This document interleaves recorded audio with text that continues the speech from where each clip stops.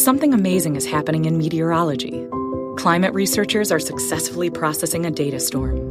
That's because CDW transformed their laptop devices and infrastructure to pre-configured Lenovo ThinkPads and powerful edge-to-cloud solutions.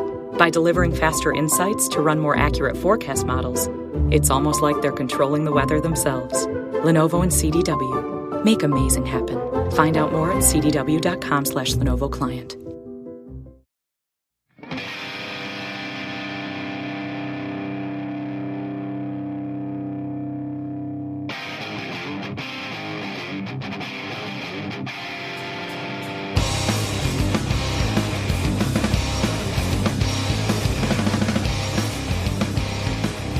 Hello, welcome to another exciting edition of the Agile Uprising podcast. I'm here today with three co-hosts, Ben Au-Yeung. Hello. Wave to the audience, complexity thinking coach. Serge Marten, systems team coach. Hello. And Jay, occasionally thinking coach. Did I get that right? Yep, occasionally sounds about, that's the right adjective. Yep. Occasionally I get to spell your name right on the show. Just throw in some consonants with an O on the end. It looks fine. So we got a group of four coaches. I don't know what that's called. An argument. We're very pleased to welcome back to the show founder, chief scientific officer of Cognitive Edge, author of many publications on the development of narrative storytelling as a research method, and known to our audience and others for the development of the Cynefin framework for decision-making. Welcome back, Dave Snowden. Pleasure to be here. We had the opportunity to talk to you a couple years back, 2020, when you and Andrea Tomasini joined us for Making Sense in Times of Uncertainty.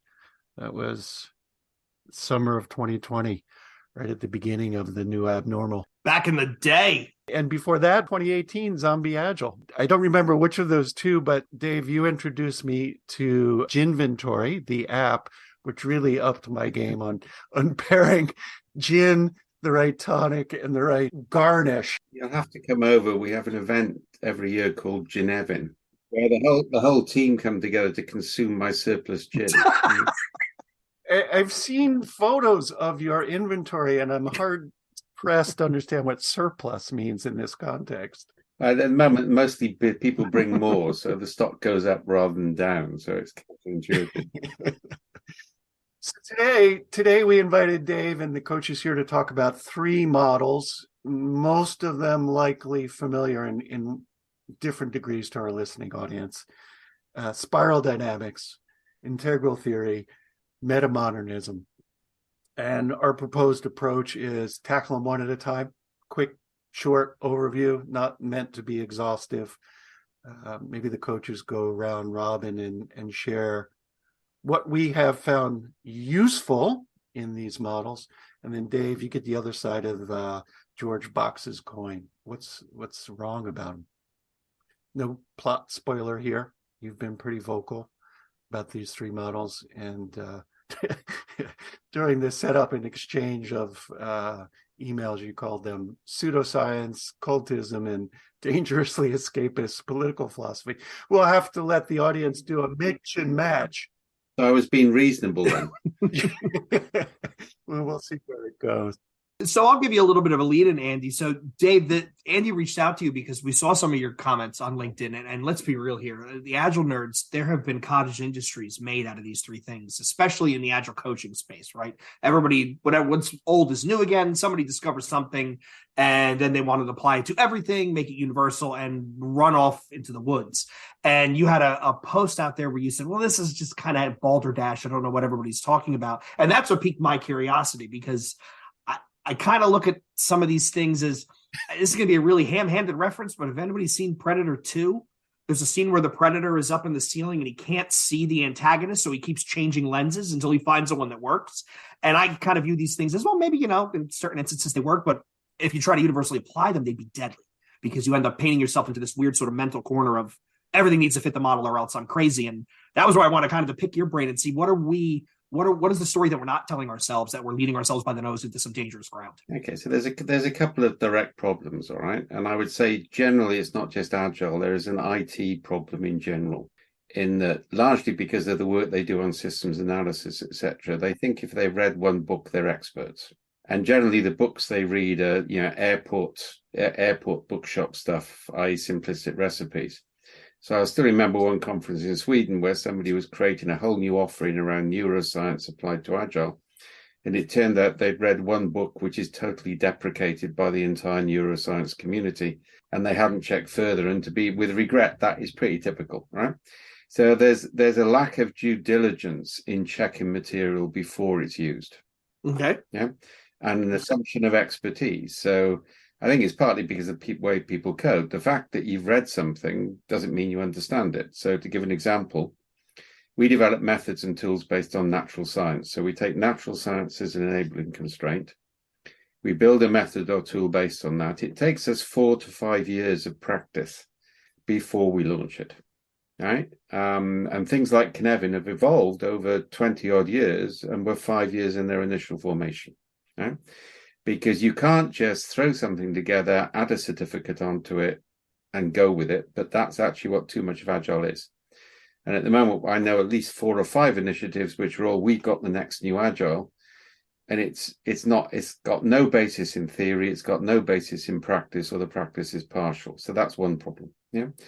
The second problem is a wider problem. It's not just the Agile industry, which is this whole desire for maturity models, whether at company level or individual level.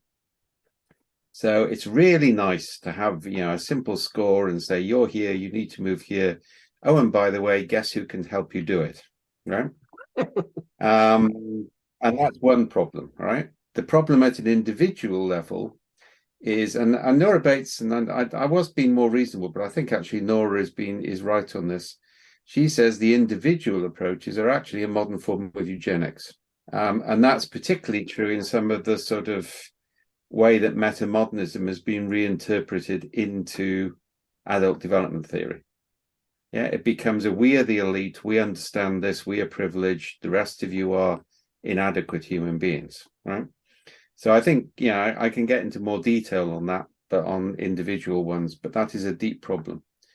And I still remember having a fight with Don Beck once at a conference. He's undoubtedly forgotten it, where he was saying, you don't, I'm turquoise level, you're an angry blue, you don't understand it.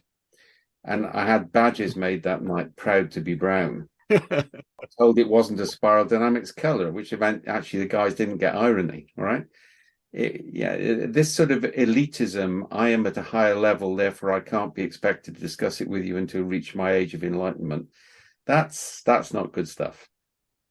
And that's a human thing, right, Dave? Like that's more of I guess by saying that it's not just Agilists that have this problem. Like you said, somebody picks up I had a copy over here. Just put it away. Will Storr's The Status Game, and they read that and they decide that, okay, well, I'm going to apply this model to anything and everything. I'm an expert. Read the book, get on my level.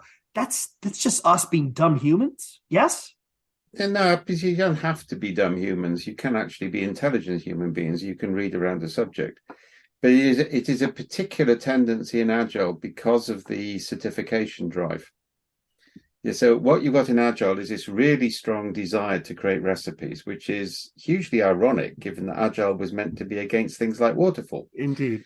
But then everybody creates rigid recipes and has framework walls. Yeah. So I think it is a particular problem there. And, there are all sorts of things about human nature, which you can go back and find historical examples of. It doesn't mean that they're good, or they should be encouraged, or they should be justified because we're just being human. Yeah, there's a paradox by these anti-Agile approaches to Agile transformations. I want to dive into the first model that we referenced, spiral dynamics, and talk about some of the things that I found intriguing and useful in my practice. And it was maybe it was an aha moment where I understood these different mindsets and values that were given these artificial color codes as shortcuts, but to understand why a certain approach or a certain language didn't appeal to other people. And then trying to find the common ground, not through elitism, but through, maybe it is elitist, lowest common denominator. But I found that useful, and I'm curious, Ben and Serge, that whole model of understanding the layers and the colors. Did you find similar usefulness in it? I don't know if I would say useful myself. I think there's something kind of therapeutic about reading about different kind of patterns and behaviors and recognize it and saying, hey, that's not something that we want to be. That's probably about the most that I've gotten out of it, but I haven't necessarily taken it to that level of trying to get from one level to another or evaluation or anything like that. So pattern recognition therapeutics, Serge? I got introduced to spiral dynamics, and then I saw the practitioners around me do these deep dives, and I tend to be more pragmatic about the work I do and how do we become practitioners. And I got involved in something else. Can't even remember, but I lightly know the material, and I'd have to say what Ben shared. It's a way to share the culture within an organization. It became pretty where I was working at, like people started using the language to communicate, this is what this culture is like or that culture is like, and don't know enough about it to really have leveraged it in any of the work that I do. I want to make a generalization early on. A theme that I see with the topics that we're starting to speak to is, and this is a question, I guess, and I see it a lot in the recent talks I've been watching you, Dave, put on, which has really, I mean, I'm enlightened and support a lot of the perspective. And I started thinking, what's a theme that all of these thought leaders are trying to do? And the question I have for the group is it around trying to create the team, the organization, the system to be able to take the lens and turn it on itself? Because when we have a system be able to turn the lens onto itself, it amplifies the opportunity for new perspectives to emerge.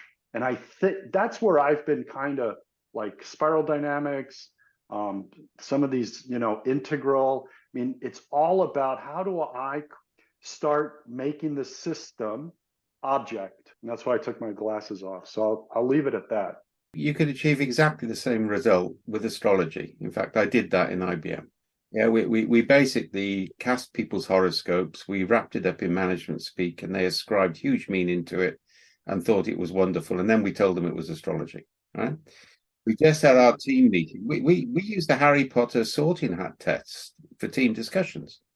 Yeah, we're mostly Ravenclaw. We got one Slytherin. I mean, she didn't know she was a Slytherin, but now she's discovered her inner snake. I mean, anything which allows you to take different perspectives has utility in conversation. The problem is when you ascribe accuracy to it. All right. Now, that's the problem. Spiral dynamics, if you look at the original research on this from Graves, it's research on his own students in a Midwest college. That's the entire base. Very narrow. You can't extrapolate from that to the world. It's heavily culturally biased based on a sort of, liberal Enlightenment concept of progress, which disenfranchises 2/3 of the world anyway. Yeah, and I could go on that. But the point is there is absolutely no basis. There is no scientific basis whatsoever in spiral dynamics. Absolutely none. Yeah, but it purports to be scientific. Now, that's the problem. Yeah. And people will therefore take it seriously. So, and as I say, the problem is every time, enough people reach enlightenment, they add a new layer. So turquoise got added by Wilbur, all right? And then of course, we have teal. God help us with teal, right? Because if you look at that book, it's a religious tract which only uses half-understood examples to support its theory and doesn't report any data which contradicts the theory. So what you've got is people are weaving a sort of mystical thread of meaning, which is actually a power dynamic. That's why I think, Nora's right to say this is eugenics. It's an attempt to create power for the people who understand the model and therefore in a privileged point of enlightenment to actually help you through the progress. So it's a form of epistemic injustice. It's a power imbalance. Now, I think you're right when you say the ability for an organization to hold up a lens on itself. Yeah. Now, for example, we do that differently. This was an EU-funded project, right? So basically, we'll create a set of data. We'll then get everybody to interpret it and show them the pictures of how they interpreted it differently. And we ascribe no value or statement. We say, you saw it like this, we saw it like this. What does that mean? That achieves exactly the same effect without the elitism and without the pseudoscience. I'm appreciating that. Dave, I think I'm going to end up quoting you back to yourself, but I think it was you that made the same argument against lean startup, right? Where we only talk about the examples of where it worked. We don't talk about the hundreds of times that it really hasn't. So by only presenting one half of the argument, you're making an assumption that this is universally applicable, where maybe in some places it really isn't. Yeah, no, well, I mean, we did equivalent research. So if you look at lean startup, all right, he went and interviewed people he knew in Silicon Valley who succeeded. You've actually got the same problem, but better researched and good to great. It's a classic error of research to only pick positive examples based on personal preference. Now, we did the same project with Dorothy Leonard from Harvard, right, when I was in IBM. And what we found is all the companies who failed did the same things as the companies who succeeded. The point was you actually had a huge market, so some were bound to succeed anyway.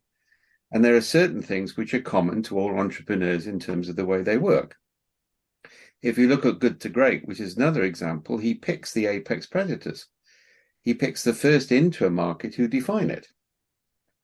And therefore they succeed until the market shifts. And now all of those companies are failing because the market is shifting. Right? And that's the problem. It's this false correlation. Yeah, and I mean, I'm about to launch a major attack on this because you've got people saying, well, we did a study. We identified that, we ran this psychometric test on all leaders, and we identified a correlation between this psychometric test and companies who succeeded. Well, that's not science. I mean, what do you mean by success? How many people did you survey?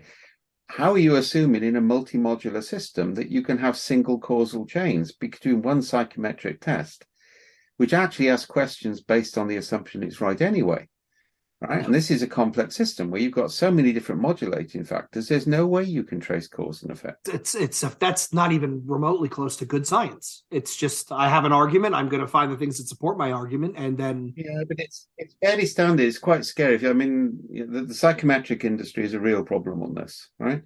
And there are some people who do it with more integrity than others. Some people just run a survey over thousands of people, say it's science-based, put something together. Other people are genuinely trying to do it. But the problem is they're working within a causal framing, and they're assuming they can actually go down to a limited number of causes because, of course, they can't handle the maths if you go beyond a certain level anyway. So they have to eliminate data. Now, it's therefore no surprise if you look at it that most of the major psychology experiments that everybody talks about, attempts to repeat them don't work. Because, of course, the context has now shifted. Yeah. And there's a thing in social science called the woozle effect, which everybody should know, right? It's based on Winnie the Pooh, and I do not mean the Disney corruption of a wonderfully ironic book, all right? I mean, all copies of the Disney film should be burnt and destroyed for the sake of humanity and literature. But if you go back to the book, all right, Winnie the Pooh goes to meet his friend Piglet, and he walks around a spinney in the snow, and he finds his own footprints, and he thinks it's a strange beast called a woozle. So he walks around again, and now there are two woozles. And then Piglet walks around with him, so now there are two woozles and a whistle. Then they get scared and run off. Now, what you actually see is these patterns established. I mean, there's a debate going on mindfulness at the moment. I saw that. Yeah, you get somebody creates this one miracle cure, which is held to cure everything. They gather initial data, which is subject to a Hawthorne effect. Something novel always works the first time. They don't correct for that. And then everybody piles in, and the research just repeats and repeats, and it cites the same material without checking the original citations. So I made a big distinction some time ago. I said, look, natural science gives us predictive capability and explanatory capability. Social science gives us explanatory capability, but not predictive. So it's valuable once we recognize that limitation. The trouble is, the minute you ascribe natural science predictability to those sort of results, that's when you move into pseudoscience. So I want to ask you something, Dave. It's a little tangential, but I think it's relevant here. So I'm glad you brought up the Lelou and the whole reinventing organizations, moving to Thiel. That book drives me. First of all, his editor should be dragged out somewhere and beaten because the book is put together backwards. Not to mention the fact that he drones on entirely too long. And I hate the fact that if you're going to use spiral, don't cut pieces out of it. Now you create that cognitive dissonance. But one of the famous, I use famous and gratuitous air quotes for our listeners, utilizations of the Thiel model is Zappos and trying to move to holacracy. And I did get a chance to sit down with Brian and discuss holacracy. And I got to be honest, there's a part of me that maybe it's my lizard brain talking about how that's just never going to work. Before we go on to some of these other models, do you have any particular thoughts, Dave, on the idea of holacracy, bureaucratic lists?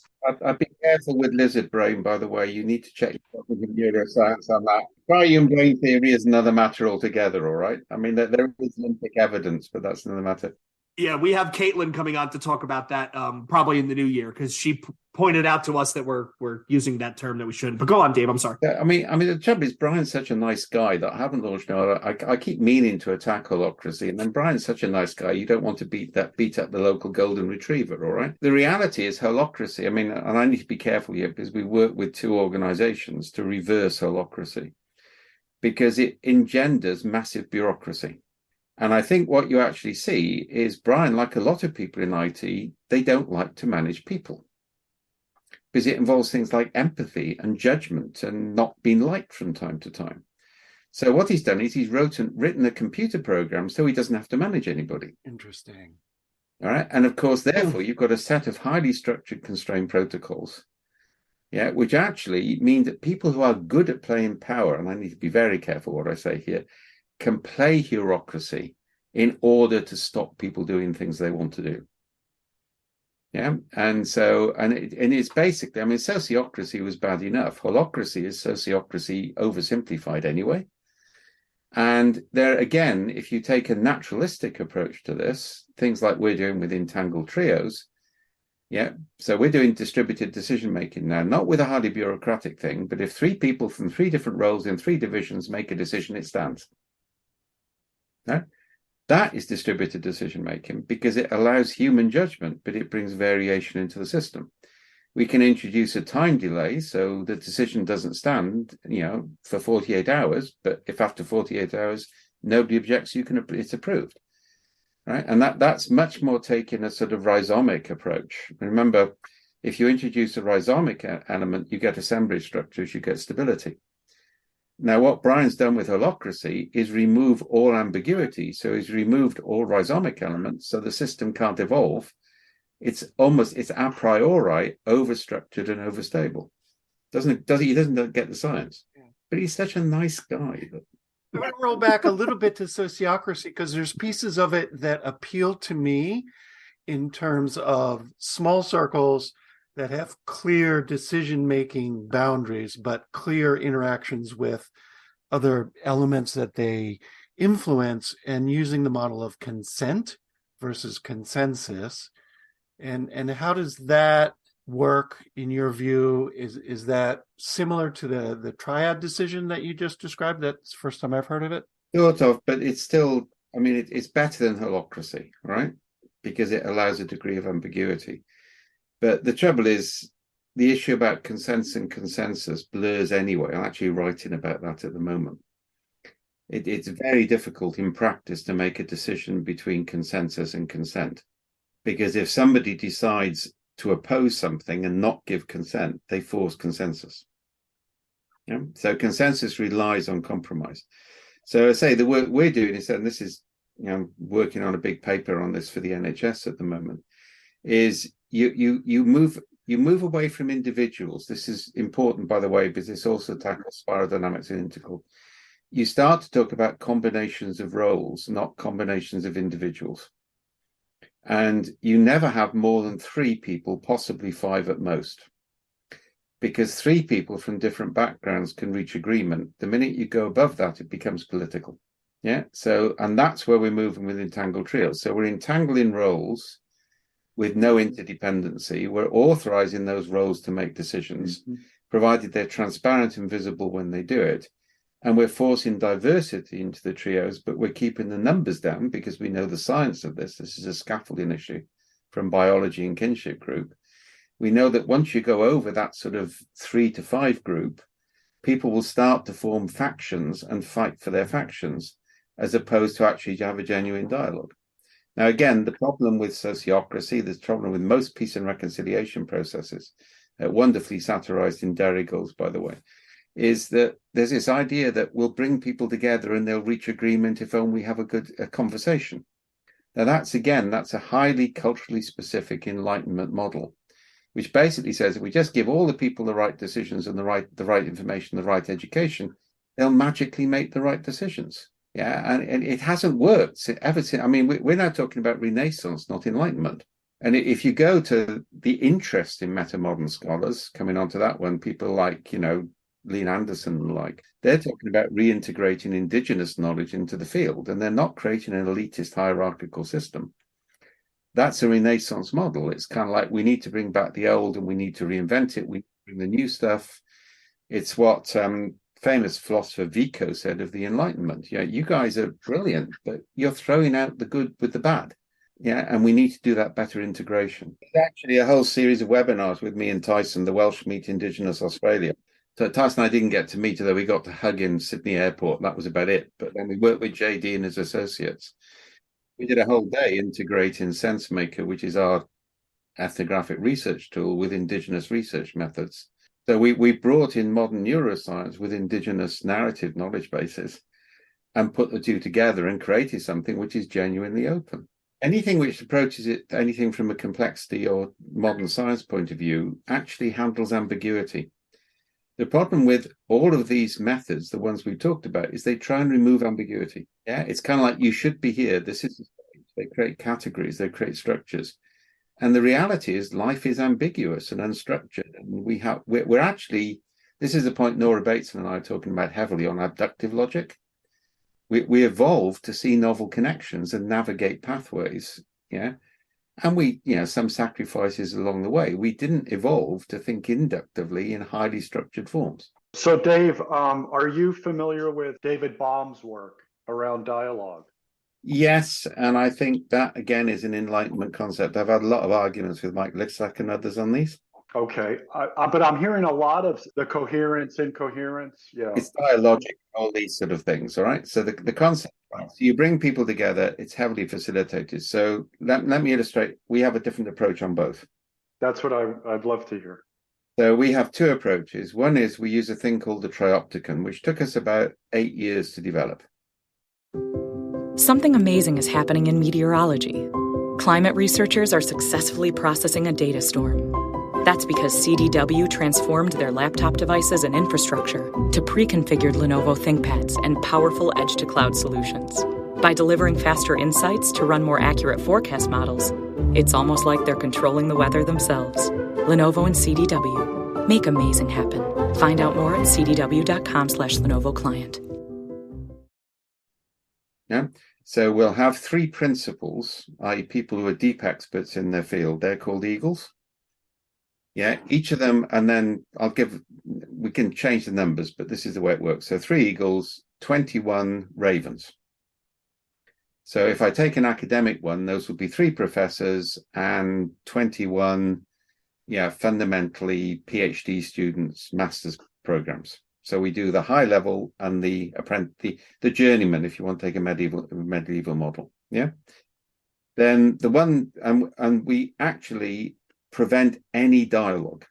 So the first eagle presents, the other 2 then respond critically.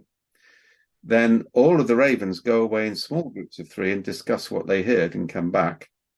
And then one person from each 3 sits in a circle. It's called a raven circle. They discuss what they heard.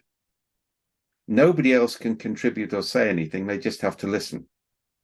Then we repeat twice more. And then we take the 7 groups of 3 and we make them 3 groups of 7 and they do the synthesis. Yeah. So we actively prevent what Bohm talks about in dialogic, because again, that's an Enlightenment assumption. Yeah, what we're doing is we know that if people can't respond, they listen harder. And this is also linked with a complexity concept of preventing premature convergence. Yeah, so we want to hold off anybody forming opinions for as long as possible. The moment you get into dialogue, you form opinions because that's what dialogue is about. Yeah, and you're making commitments to the process. So that would be an example of an alternative. Yeah, and we use silent listening. We use things like ritual dissent, which is one of the most effective methods I've ever created. Yeah, there's a whole body of methods which try and break the two concepts, the concept of dialogue and the concept of facilitation. Because we're actively trying to remove facilitators completely from processes. Right? So when we did our original method development, for example, when I was in IBM, we did it in Copenhagen. So we could facilitate in English, but people would speak in Danish. So we set it up so the facilitator couldn't engage in the content. You were there to orchestrate the dance. Yeah. And I would still hold that. And we now do, when we do large group, the facilitation team are on the balcony of a basketball court. They're not allowed on the floor. They're not allowed to engage in the content in any way whatsoever, which is my big problem with things like open space. It's too easy for people to manipulate open space. Yeah. I mean, we saw this. Yeah. And I proved it 2 or 3 times. You know, the law of 2 feet means that you walk away from things which are uncomfortable. So that means if you want to dominate open space, you say things that everybody wants to hear. So you're the person they cluster around. Yeah, that's what it rewards. Right. So you're basically coming back to anyone who's got who's in touch with their inner sociopath really can use some of these things to the detriment of large groups of others surreptitiously. And I got to sea level, so I know where my inner sociopath is, and I use it when I need to. All right, and that's the level. All right. I mean, the reality is anything explicit will be gamed. Right. And the problem is, and therefore, that's why we go to all the efforts we do on our methods to prevent anybody dominating the group. So coming back to Triopticon, the Eagles can, after they've made their contribution, all they can do is listen, unless people draw them in on the last process, which is actually very beneficial for them. We did one recently with a farmer. We had commercial, R&D, and technology. And they'd never really talked with each other before, and they had massive assumptions. At the end of the process, everybody was thoroughly educated in a way they hadn't been before. And we had very different sorts of discussions in the process. I watched a video. I think it's a genius approach, and very, again, the spirit of being able to really bring to surface, emerge new thinking, new ways of thinking is the beauty in it. But again, it comes back to the method development. So we first put it together based on work we'd done on large group facilitation. Yeah. So we put it together, we designed it, we went back to the theory, we produced it. We ran the first one in Whistler. Yeah. Mm-hmm. About 4 years ago. And we've now run 3 in Whistler, 2 in Taz, 3 in Snowdonia. The one we just ran in Australia was the first time we felt comfortable enough about it to put it out big time, because it's still consistent with the theory, but the practice takes time to evolve. Yeah. And again, that's a big problem with most agile methods. I mean, it's like, let's take SAFE, all right? That's Dean throwing together his half-remembered experiences of 3 clients and producing a certification scheme. Yeah, that's not developing a method which is sustainable. It's developing a construct. Yeah. Let's switch gears a little bit. How to bring all of this thinking, these approaches, into my day job, Serge's, Jay's, Ben's day job, where we're working mostly with North Atlantic mindset, enterprise, some, for better or worse, still quarterly shareholder-driven performance that have people that want to change to make it a better place to work, but they're being sold many of these other approaches. Yeah, I think, yeah. I mean, there's a complexity principle. You have to start where people are. Right? Complexity is about starting journeys from the present, not about saying how things should be. So if that's where they are, it's fine. But we have that in IBM. So let me give what I did, right? So we had all these psychometric tests. Everybody was fixated on them. This is a top 300, and I'm meant to be training them. So I introduced the astrology test, but I hid it. And then we got them to assess which was the most effective technique. And astrology won hands down over Myers-Briggs and SDI and everything else. And then we told them what we did. Now, at no point did we tell them what they should think or what they should be. We said, you've been through this process. This is the origin. What do you think that means? Right? Now, that switched it. Right? That was my point about presenting, you saw it like this, they saw it like this, these people saw it like this, and we use non-judgmental signification when we do that. So nothing which is evaluative, everything has to be descriptive. Yeah? Because the minute you move into evaluation, it becomes a game. And you can say, well, you saw it like this, we saw it like that. Why do you think that's the case? So I was just on a call, for example, into Switzerland with a big company where we're doing this, all right? And it's basically what we're about to do is to present the current sort of mission about what the company wants to be, its goals, what it wants to achieve, to the whole workforce, including senior management. Everybody will interpret that, write a story about what it means for them, and then we'll show them the differences. Yeah, we're giving you all common data. Yeah, you see it like this, these people see it like that, those people see it like this. This is called a gradient in complexity. What do you think this means? What can we do? Right now, I know what will come out of that from previous cases is people will realize that alignment is not only a mistake, it's not possible. But we talk about coherent heterogeneity rather than homogeneity. Yeah, the last thing you want is everybody to have common mission statements, common values, common beliefs, and be totally aligned around a single mission, because you've just destroyed variety in the system and the system won't evolve anymore. So the issue is this concept of I need enough difference that I can be coherent, but not so much coherence that I lack the difference and lack the evolutionary potential. Innovation. Yeah, innovation comes from gradient, from friction. It's the old thing, if everybody's saying, all right, everything is equiprobable, so no evolution happens. Right. So, Dave, this is, again, I'm sorry to take us on another tangent, but I'm curious to hear your thoughts. Ben and I have done a lot of work. In a previous life, we worked at the same, we collected a check from the same company. Work is a rather loose term there. We did a lot of stuff along Caitlin Walker's ideas of clean language. And I was curious to hear, you were just talking about alignment is impossible due to different people's POVs and stuff. What are your thoughts on that whole idea of less loaded language to help arrive at how people see things? Well, I mean, yes and no, all right. So we make a heavy play on something called epistemic justice. Yeah. Now, Beth, who works for me, has a brilliant way of explaining this. All right. She was also, by the way, on the dialogues with Tyson. So we're both Welsh. We both come from South Wales.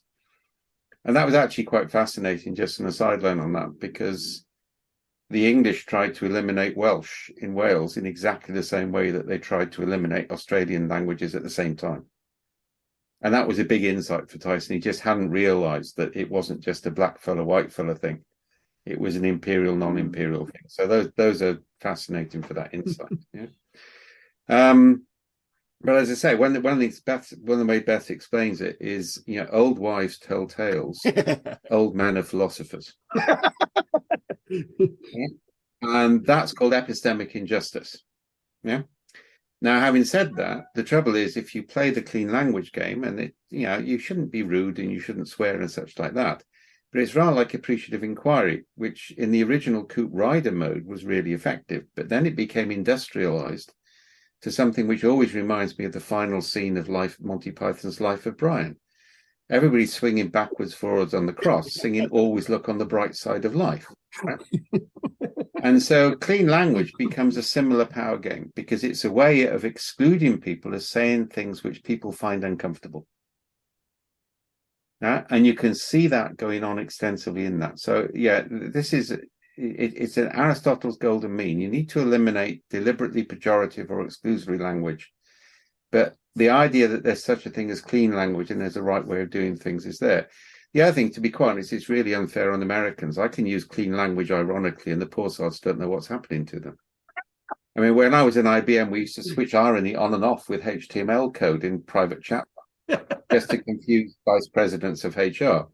So there's ways of using clean language to be actually more discriminating and more vicious and less honest, to be honest, right? I mean, we've evolved swear words. Swear words are hugely useful. Yeah, I mean, language doesn't. Language has evolved to give difference, to give friction, to give all these sort of things, and full range of it is available to people. To your point about switching irony on and off, Andy and I are putting together a follow-on show where we're going to grab quotes from thought leaders from LinkedIn and compare them to responses to questions generated by ChatGPT. And we're going to have a panel convene to vote up or down. Is this a bot or not?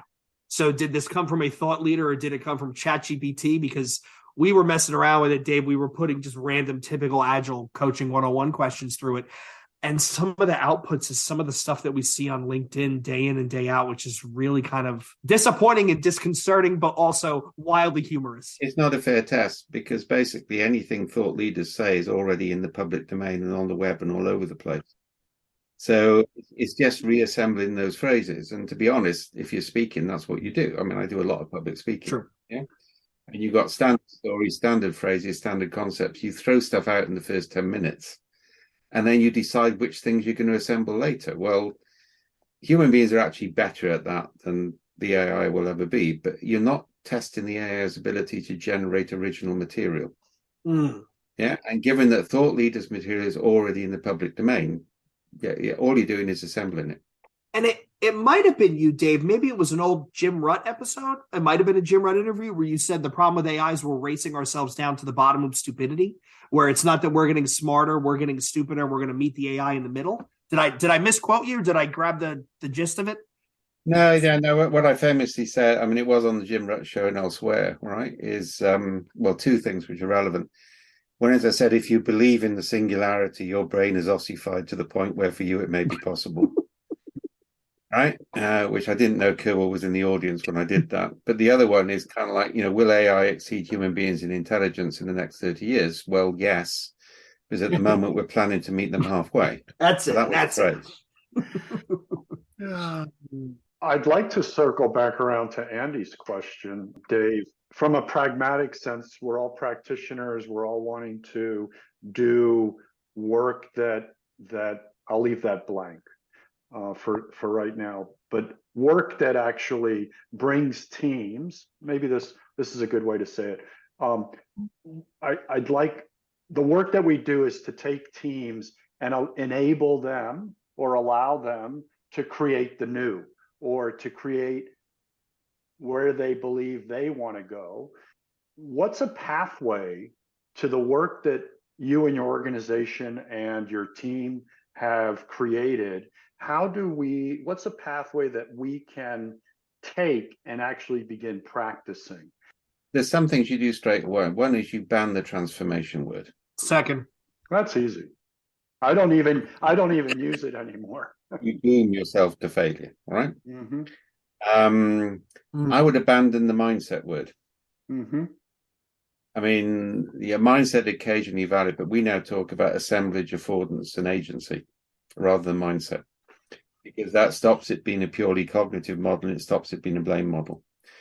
The other thing is it's far more important to work out where you are and take small steps forward.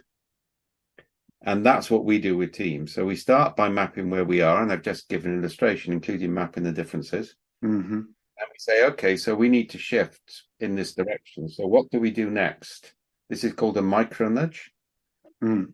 So, and you can measure that because it's a vector measure, right? So what you're doing is and this is what I famously called the Frozen 2 strategy, which makes it more memorable. Oh, the movie. Okay, Frozen 2 is a great movie. Go watch it. Right? Disney has got really good of late. I mean, their new one on ecology is really good.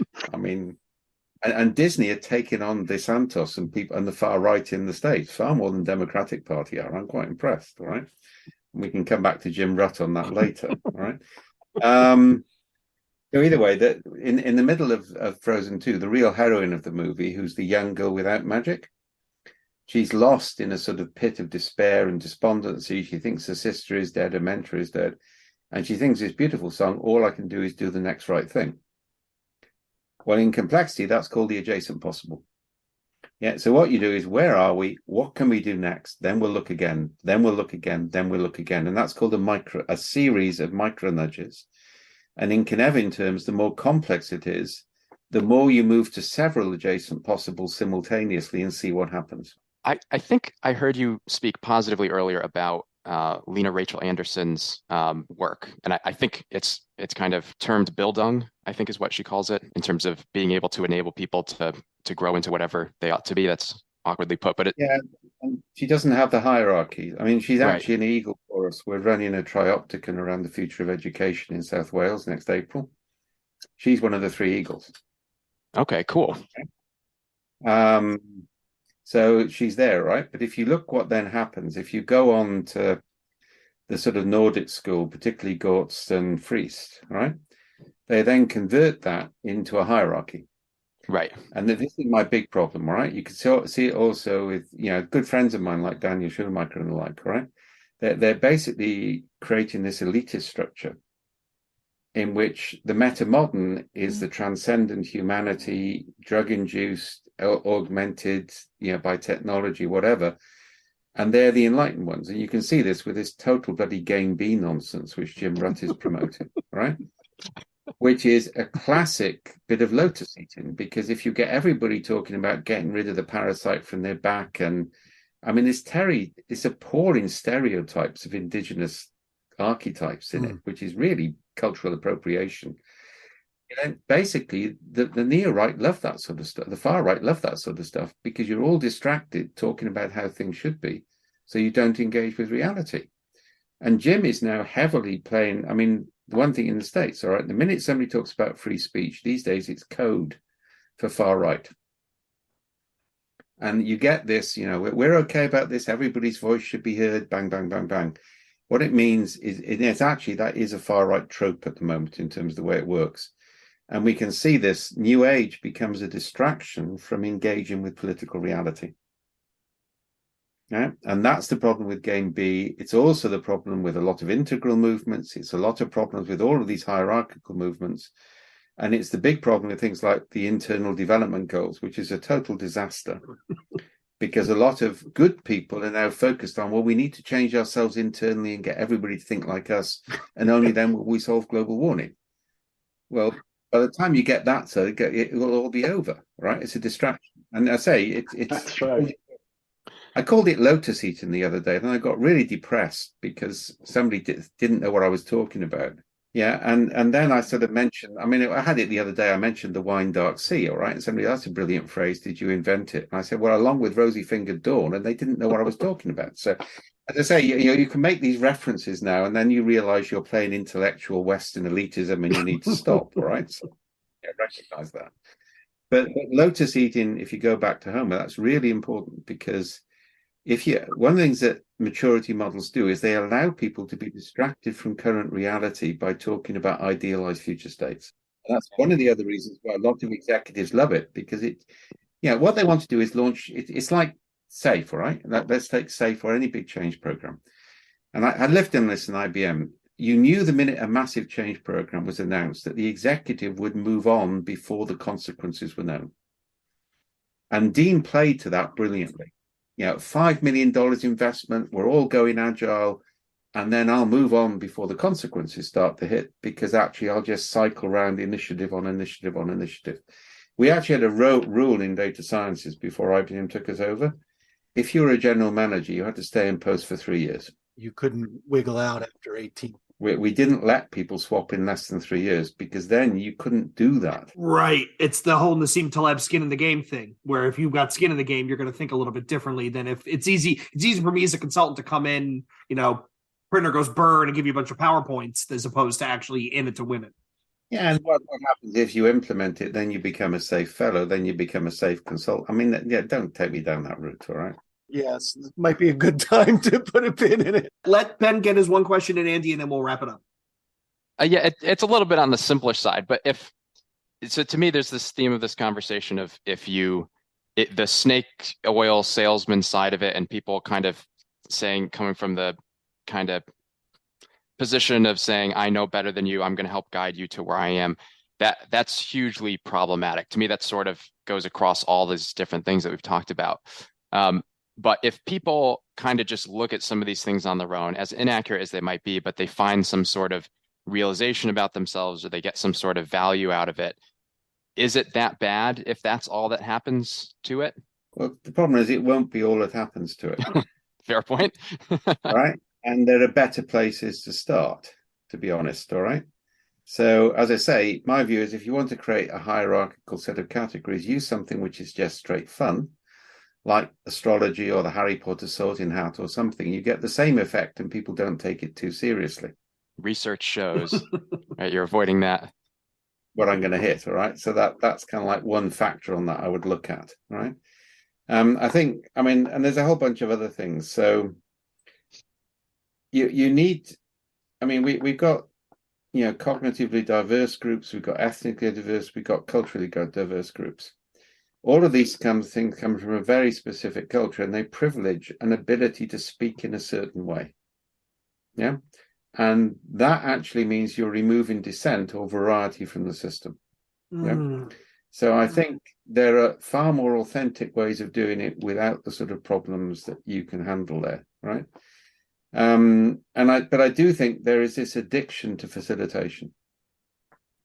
We had this real problem when we were working in IBM on narrative, is that we wanted people to develop their own narrative and theme, but some of our facilitators couldn't cope with that because they got their rocks off on interpreting people's narratives and help them to emerge emerge ideas. Right? And that's the problem. It's like the old adage of anybody who wants to be a politician automatically disqualifies themselves. I'm tempted to see the same thing about facilitators. I've always said the same thing. It's anybody who willingly says I could be president, they should automatically be removed from the ability to do so, because that just shows there's something else there. But there's this other big thing, which is the problem is the focus on the individual and individual change. Right? Now, this is also in the Tyson conversation. So there is a North Atlantic norm, which actually comes from the Reformation and Protestantism. That's its origin, which says all systems are assemblies of individual interests and individual choices. And therefore, to change the system, you change individuals. If you go into Africa, Asia, Latin America, indigenous Australia, the Celtic fringe of the UK, then they're tribal. So identity comes from the tribe, not from you. Tribe isn't assembly's interest. Now, that's the big switch in organizations. And that's what we're doing with things like entangled trios, and a whole body of methods and tools, is we're moving towards collective identities, not individual identities. Right? And that's the switch from mindset, because you can give agency to a triad rather than individual. You can change the assemblage strategy, all of those sort of things. The language focuses you on changing the ecosystem rather than trying to change people.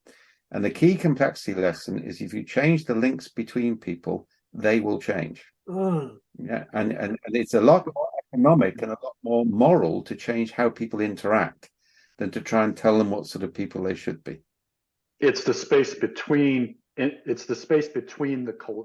between teams that you put in certain conditions to enable what you're speaking to them. And there's also a thing called the tyranny of the explicit. I mean, again, it's a facilitator problem. They can't cope with people learning unless they express their learning. It's because a huge amount of techniques come sideways from psychotherapy. Yeah, and the problem with psychotherapy, it assumes that you are in a state of psychosis and you need a therapist. And psychotherapy is you have to make everything explicit so that you've honest. Well, actually, in organizational change, if people are changing, it doesn't have to be explicit. It doesn't have to be written down. It doesn't have to be articulated. And certainly when it is articulated, it's just a set of platitudes on a whiteboard, which mean nothing anyway. Dave, we're coming near the end of our time. I would love to have you back sometime soon to talk about the tyranny of the annual performance review, which is holding in place the individual contributor bullshit that you just mentioned and not driving towards a collective mindset. No, you used the mindset word. Whoops, sorry. And you used the collective word with it as well, so it got really bad. No, we're actually doing work. Really unclean. We're using Gemba systems now, so this is continuous feedback at a micro and team level, both individual and team, and it's lots of micro feedback in real time, and then we look for patterns over the whole year. Yeah, and that actually works. So very happy to come and talk about that. That would be wonderful. Well, thanks again, Dave, Ben, Serge, Jay, for the time. Listeners, if you enjoyed this episode, give us a review, a rating, leave comments on your podcast platform of choice. And you'd like to continue the discussion. What about, how your star sign impacts achieving your OKRs? And this on the Discord server. See our show notes for how I spelled. I'm Aries with Libra rising, by the way. And okay. and Virgos I can work with, but Taurians forget it. All right. It's always been true for my entire life, so I worry about that one. Right? It's great that you could see and recognize the pattern in hindsight and use it moving forward. So until next time, this is the Agile Uprising Podcast signing out. That was fun, guys. Yeah. Yes, thanks. That was fun. That was really fun. I mean, I felt we were going on for a couple hours. Thank you so much, Dave. Much appreciated.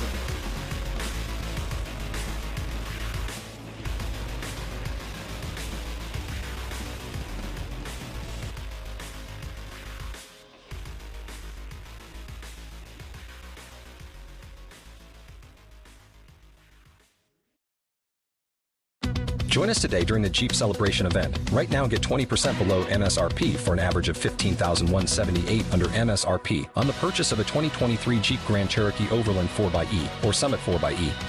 Not compatible with lease offers or with any other consumer incentive offers. $15,178 average based on 20% below average MSRP from all 2023 Grand Cherokee Overland 4xE and Summit 4xE models in dealer stock. Residency restrictions apply. Take retail delivery from dealer stock by 4/1. Jeep is a registered trademark.